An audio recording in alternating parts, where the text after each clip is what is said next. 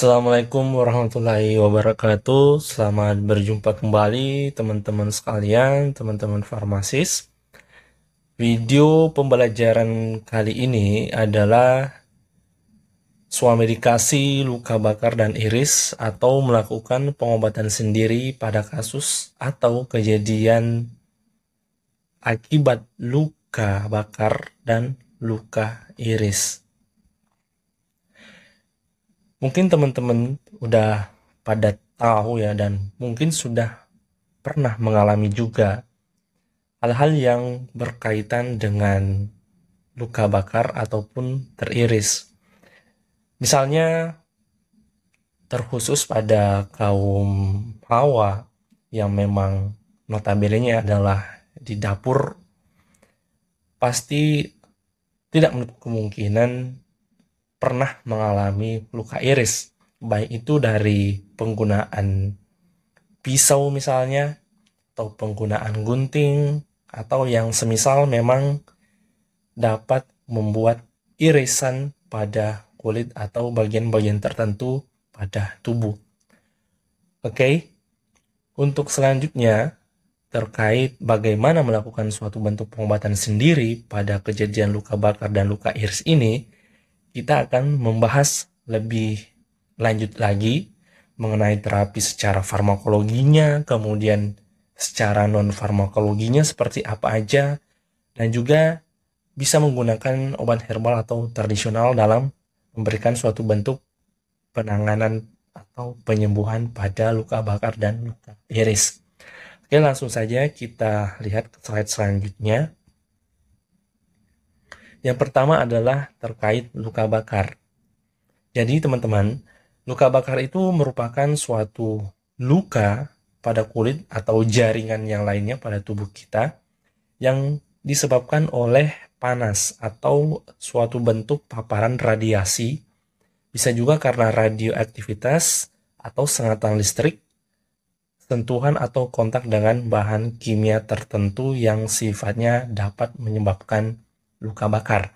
Nah, luka bakar ini terjadi ketika beberapa atau semua sel yang berada pada kulit itu rusak karena cairan yang panas ya. Misalnya cairan yang panas ini adalah air yang mendidih atau bahan-bahan kimia ya. Dan juga benda panas dan nyala api. Ini adalah beberapa hal, beberapa faktor yang dapat menyebabkan luka bakar. Oke, selanjutnya. Nah, luka bakar itu sendiri dibedakan menjadi 3 derajat luka ya teman-teman.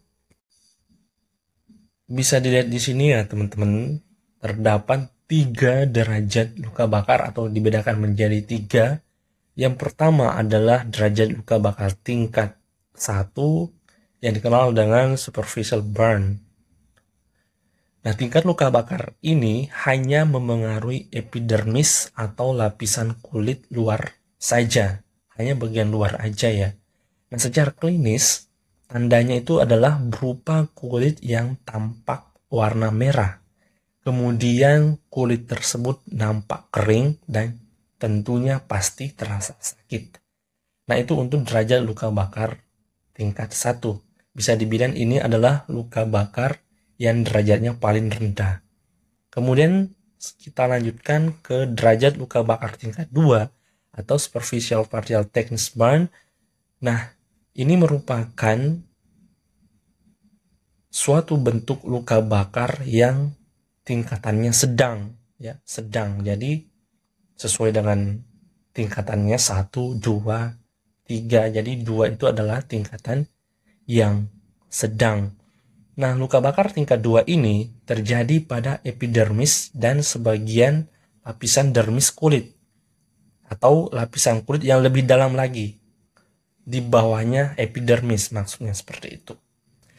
Nah, kemudian apa dampaknya? Dampaknya yaitu adalah kulit akan tampak memerah, kemudian terlihat lecet, melepuh, bengkak, dan terasa sakit. Itu untuk derajat luka bakar tingkat 2 atau sedang. Kemudian derajat luka bakar tingkat 3 atau full thickness burn.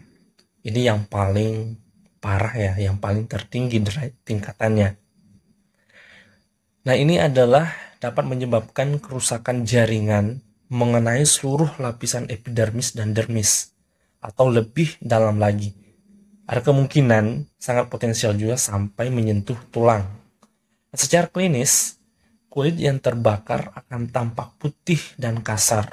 Jadi nampak putih dan kasar. Namun, bisa juga dapat terlihat hangus dan mati rasa. Ya teman-teman pada tahu ya, hangus itu adalah bahasa kerennya gosong gitu. Terlihat seperti itu. Kalau mengalami luka bakar tingkat 3 ini biasanya terjadi pada kejadian-kejadian serupa kebakaran di suatu tempat ya, atau lingkungan tempat tinggal, atau di suatu gedung, atau di suatu pabrik industri yang kemudian tidak terselamatkan para pekerja atau para stafnya. Selanjutnya, gejala luka bakar yang harus dirujuk itu seperti apa? Nah, di sini sudah ditampilkan ya, saya menampilkan ada 3 gejala luka bakar yang harus segera dirujuk ke dokter untuk mendapatkan penanganan yang lebih lanjut. Yang pertama adalah, teman-teman bisa melihat di sini, gejalanya itu adalah luka bakar yang terjadi di wajah, kemudian di tangan, lengan, kaki, tungkai, alat kelamin, bokong, dan persendian yang menimbulkan luka lepuh. Jadi poinnya di sini ya teman-teman, itu menimbulkan luka lepuh. Jadi tidak tertutup kemungkinan di bagian-bagian tadi yang telah disebutkan, namun ketika terjadi atau mengalami luka bakar dan kemudian lukanya itu melepuh, nah itu harus langsung segera dirujuk ke dokter untuk mendapatkan penanganan yang tepat. Kemudian selanjutnya, gejala yang kedua adalah si penderita luka bakar itu mengalami shock yang ditandai dengan berkeringat terus. Jadi dia itu nggak pernah berhenti keringetan, keringatnya keluar terus gitu bercucuran. Selanjutnya adalah tubuh penderita itu terasa dingin, kemudian napasnya pendek. Tentunya kalau napasnya pendek otomatis jantungnya itu berdebar-debar, jadi sangat kentar ya, kayak ngos-ngosan gitu. Seperti orang yang habis lari pasti napasnya pendek, ngos-ngosan. Nah, salah satunya napas pendek itu adalah orang yang mengalami luka bakar yang harus segera dirujuk seperti itu. Selanjutnya adalah lemah dan pusing. Kemudian gejala luka bakar yang harus dirujuk, poin ketiga di sini teman-teman bisa dilihat, yaitu luka bakar pada anak dengan usia sama dengan atau di bawah 4 tahun.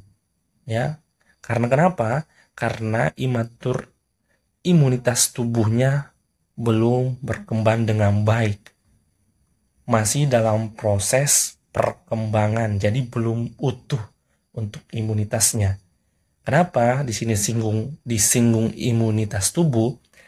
Karena sangat potensial orang yang mengalami luka bakar itu akan terjadi paparan mikroorganisme, baik itu bakteri, jamur, atau virus. Sangat mudah untuk terpapar atau terserang.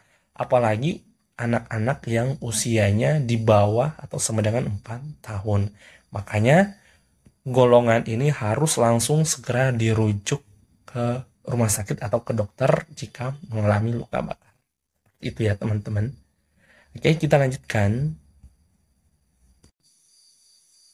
Untuk terapi farmakologi kejadian luka bakar yang dapat dilakukan secara sesuai medikasi, teman-teman bisa melihat di sini bahwa yang bisa digunakan salah satunya adalah Bioplacenton gel 15 gram.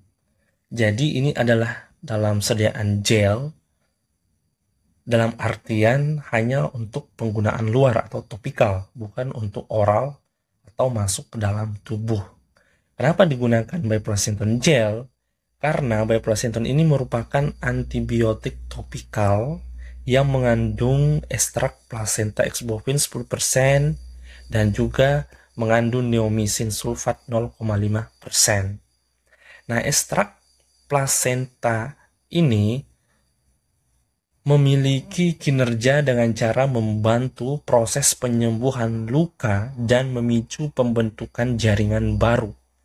Sedangkan neomisin sulfat itu berfungsi untuk mencegah atau mengatasi infeksi bakteri pada area luka yang terbakar. Oke. Kemudian perlu diketahui juga bahwa bioplacenton itu merupakan obat wajib apotek sehingga aman untuk digunakan. Karena termasuk obat wajib apotek tentunya di bawah penanganan seorang apoteker. Seperti itu ya teman-teman. Nah, cara penggunaan bioplacenton itu dengan cara dioleskan tipis pada kulit yang terluka 4-6 kali sehari. Nah, perlu juga diketahui bahwa sebelum menggunakan bioplacenton ini, dianjurkan untuk mencuci tangan terlebih dahulu agar terbebas dari mikroorganisme. Nah, apabila terjadi efek samping, segera hentikan penggunaan dan hubungi dokter untuk mendapatkan penanganan lebih lanjut lagi.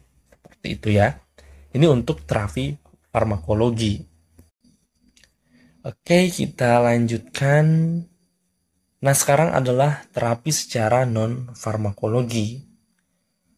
Pertolongan pertama pada pasien atau seseorang yang mengalami luka bakar, yaitu dengan cara mengalirkan air dingin, tapi bukan air es ya, selama kurang lebih 20 menit pada kulit yang luka sebelum kulit itu mulai melepuh.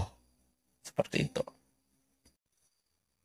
Kemudian yang kedua adalah dalam proses meregenerasi jaringan kulit dan meredakan nyeri, oleskan salep luka bakar yang bisa dibeli di apotek pada kulit yang luka. Seperti tadi ya, menggunakan bioplacenton gel.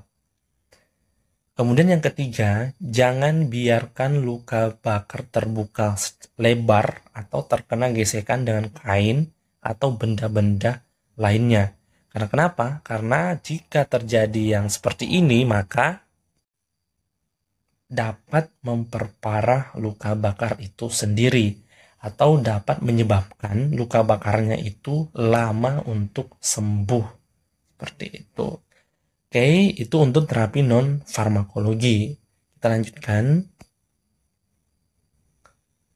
Bisa juga teman-teman menggunakan terapi herbal di sini. Contohnya yang digunakan adalah lidah buaya atau aloe vera. Kandungan daripada aloe vera itu adalah vitamin A, vitamin C, dan vitamin E. Ketiga vitamin ini bertindak sebagai antioksidan. Bisa juga sebagai mineral, enzim, kemudian glikoprotein, asam amino, polisakarida, dan asam salisilat. Nah, gimana cara penggunaannya pada kejadian luka bakar? Sangat mudah untuk digunakannya, hanya dengan cara mengoleskan gel lidah buaya pada luka bakar. Hanya mengoleskan aja gitu, gak perlu yang ribet-ribet. Dan juga saat sekarang ini sudah banyak produk-produk kemasan yang menyediakan gel aloe vera atau lidah buaya. Ya, jadi nanti kalau misalnya mau memilih produk yang sudah ada di pasaran, silahkan menggunakan yang benar-benar original, bukan yang KW ya, atau yang tiruan gitu.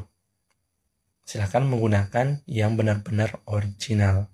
Oke, itu yang pertama ya, bisa menggunakan aloe vera atau lidah buaya.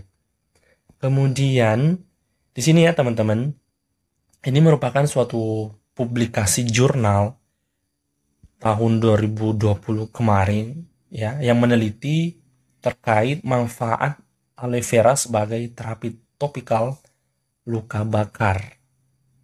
Ya. Teman-teman bisa melihat di sini ya, bahwa terapi dengan aloe vera itu dapat menyembuhkan lesi pada kulit ya. Contohnya adalah luka bakar itu sendiri.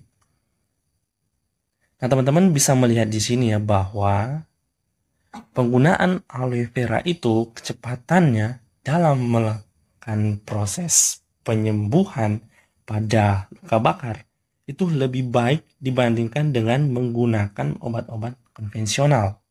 Seperti itu ya teman-teman. Ini adalah publikasi jurnal tahun 2020 ya. Oke, kita lanjutkan. Terapi herbal yang lainnya adalah bisa menggunakan daun binahong. Contoh gambarnya ini ya, daun binahong. Kandungannya apa? Kandungannya itu adalah saponin, flavonoid, alkaloid, polifenol, asam askorbat. Oke, dan ini adalah kandungan-kandungan daripada yang tadi ya, besar konsentrasi kandungannya, baik itu dalam bentuk segar atau dalam bentuk kering, pastinya beda-beda. Kemudian cara penggunaannya adalah daun binahong diambil ekstraknya, kemudian secara sederhana dilakukan penumbukan, kemudian diperas, yang kemudian dioleskan pada bagian yang terluka. Daun binahong ini dipercaya berkhasiat untuk mencegah infeksi pada luka bakar sehingga secara tidak langsung dapat mempercepat proses penyembuhan luka bakar. Oke. Jadi ini teman-teman, selain aloe vera bisa menggunakan daun binahong, daunnya aja ya, baik yang segar maupun yang udah kering. Selanjutnya, ini adalah jurnal publikasi ya, yang meneliti terkait pengaruh binahong terhadap luka bakar derajat 2 atau tingkat 2 tadi ya, tingkatan sedang.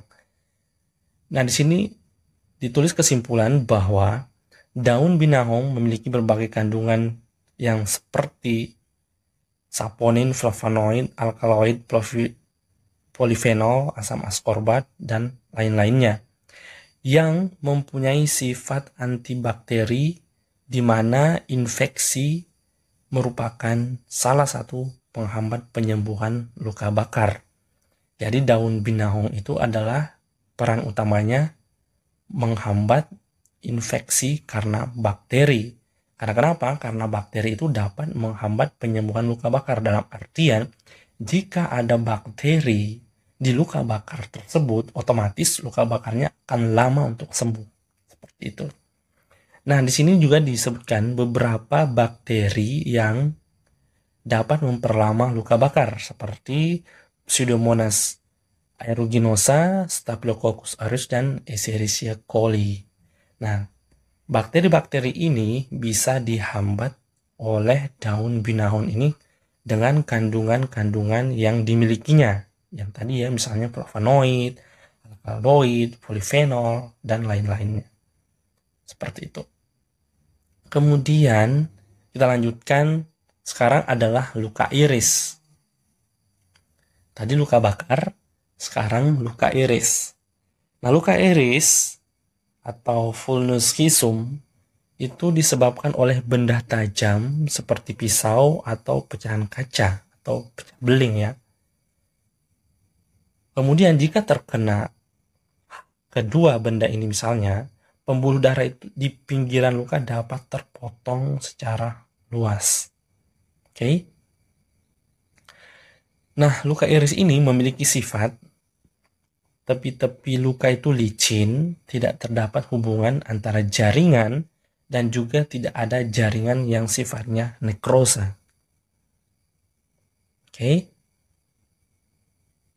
Nah, untuk luka iris ini umumnya biasanya kita dapatkan atau temukan pada kasus luka insisi atau akibat daripada pembedahan, dalam artian operasi.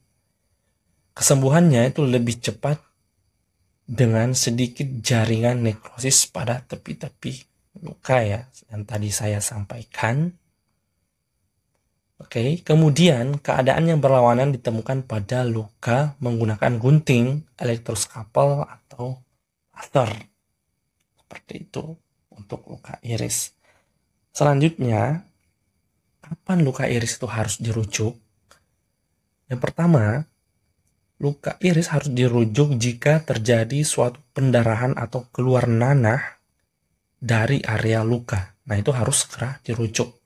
Kemudian yang kedua, menunjukkan tanda infeksi seperti kemerahan dan demam.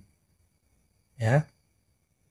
Kemudian yang ketiga, terdapat benda asing yang tidak bisa dikeluarkan dengan mudah. Artinya di sini ketika teriris, apakah itu dari pecah beling, anggaplah pecah beling, kemudian belingnya itu masuk ke dalam jaringan kulit, yang pastinya itu sangat susah untuk dikeluarkan, makanya harus segera dirujuk untuk dikeluarkan dan diberikan penanganan yang tepat. Kemudian yang keempat, benda tajam yang menyebabkan luka itu kemungkinan menyebabkan tetanus karena bahan-bahan korosid, misalnya pada pisau yang ada korositnya, ya, atau benda-benda tajam yang dapat menyebabkan luka iris sudah berkorosid, itu dapat menyebabkan tetanus. Selanjutnya, terapi farmakologi pada luka iris bisa menggunakan betadine antiseptic solution 5%. Nah, obat ini mengandung povidone iodine sebagai bahan aktif utama yang bermanfaat mencegah pertumbuhan dan membunuh kuman penyebab infeksi pada kulit akibat luka gores atau luka iris. Penggunaan betadine ini dioleskan secara tipis dan merata pada luka. Gunakan secara teratur untuk mendapatkan hasil yang maksimal. Nah, perlu diketahui bahwa betadine ini hanya untuk orang dewasa dan anak-anak yang berusia lebih dari 2 tahun. Anak-anak yang kurang dari 2 tahun itu tidak boleh menggunakannya. Seperti itu. Nah, selain itu, bila luka kecil, ya, itu dibiarkan terbuka, biar cepat sembuh atau pulih. Namun, jika luka irisnya ini besar, itu harus ditutup dengan kasa pembalut yang sebelumnya sudah diberikan iodin, ya, betadine. Oke, itu untuk terapi farmakologi. Selanjutnya, terapi non farmakologinya adalah mencuci tangan sebelum membersihkan luka. Oke, yang pertama. Kemudian yang kedua, mencuci luka pada air yang mengalir, ya, di bawah keran air misalnya, dan kemudian mengeringkannya dengan tisu yang bersih. Selanjutnya adalah yang ketiga, hentikan pendarahan dengan cara menekan di atas luka dengan kasa selama beberapa menit. Oke, yang keempat, bila lukanya kecil, ya, irisannya kecil, dibiarkan aja terbuka biar cepat pulih. Kemudian jika lukanya besar, irisannya besar, itu ditutup dengan kasa pembalut seperti yang telah disampaikan sebelumnya. Itulah tadi terapi secara non farmakologi pada kejadian luka iris. Selanjutnya terapi herbal. Untuk herbalnya sendiri bisa menggunakan daun sirih atau nama latinnya piper betel. Nah, daun sirih ini digunakan dalam pengobatan tradisional sebagai obat kumur, penyegar mulut, pengobatan luka, antibakteri, anti jamur, antioksidan, dan mengurangi pembentukan pelat gigi. Nah, di sini yang digunakan adalah antibakteri, jamur, dan pengobatan luka. Cara penggunaannya adalah menghaluskan daun sirih kemudian ditempelkan pada luka iris, baik itu yang irisan kecil maupun yang besar. Seperti itu. Ini untuk terapi herbalnya menggunakan daun sirih. Selanjutnya, ini merupakan jurnal, ya teman-teman, yang meneliti pengaruh salep ekstrak etanol daun sirih terhadap penyembuhan luka iris pada tikus putih jantan. Jadi probandusnya masih pada hewan coba, tikus gitu, belum manusia. Nah, hasil penelitiannya itu kesimpulannya bahwa salep ekstrak etanol daun sirih mampu mempercepat proses penyembuhan luka. Salep daun sirih dapat dimanfaatkan dan menjadi alternatif terapi baru untuk penyembuhan luka. Dalam hal ini adalah luka iris, bisa juga luka-luka yang lainnya. Tapi di sini kita tekankan pada luka iris sesuai dengan judul papernya. Oke. Itulah teman-teman materi terkait suami dikasih luka bakar dan luka iris. Semoga dapat menambah ilmu dan wawasan teman-teman sekalian, terkhusus pada saya sendiri yang masih fakir ilmu. Lebih dan kurangnya mohon dimaafkan. Sekian, Assalamualaikum warahmatullahi wabarakatuh.